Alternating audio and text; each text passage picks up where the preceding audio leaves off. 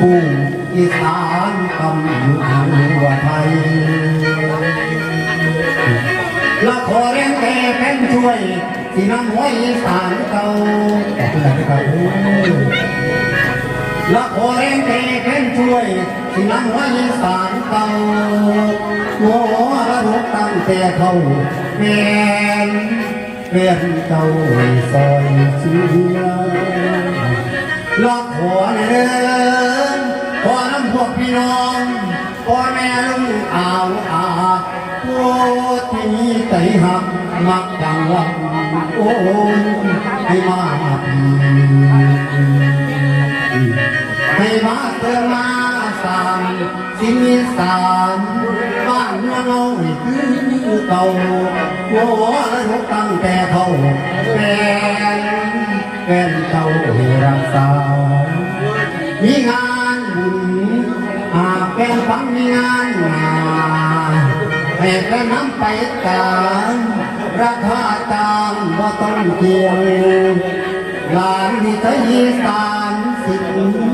เสียวเสียงล้ำทรงให้แฟนฟังใน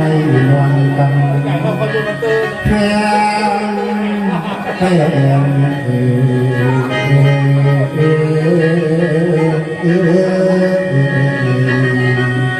ูกหลานมาขออยู่ตน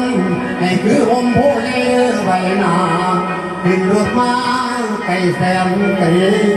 ได้ห่างเงินมือไก่บานมาลังงานคืนนี้ให้แฟนฟังดีให้มีเงินล้านด้วยเงินหมื่นบาทแฟนคืนเนื้อหอดบานสำลานแม่นตั้งใจเด้อแฟนเด้อโอ้โอ้โอ้วันนี้เขาป่าบ่ป่าสิน้ำคนสิ่งหนึ่งของวิสัยสารสิ่งสมมุติถ้ามาที่แกนแป้ที่เรารับกับนิทานในตอนนี้ผมได้รับเป็นผู้ผู้สาวแม่เลยนักที่สาวกาลีก็สิไปว่าพ่อแม่ว่าจังไดมักหลายมักผู้สาวกาลี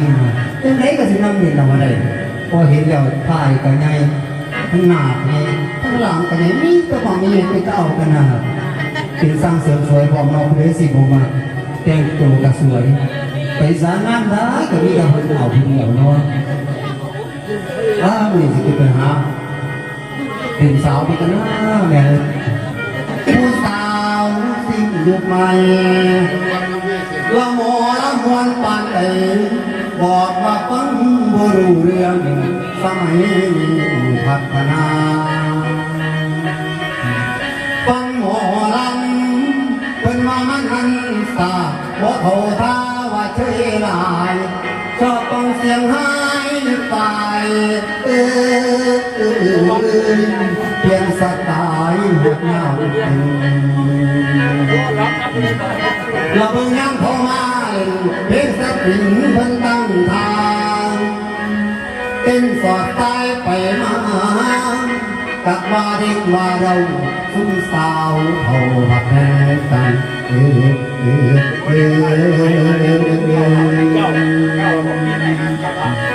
เรามีงานบุญแต่ละครั้งหาจ้างแก่หน่อสุ่มตีกินเหล้าขาวฟองสามติดเต้นใส่กันถึงน้อยเป็นว่าใครน้อยย่อยคอยกวนกันจนสะหันเปิดตะเพลงมัน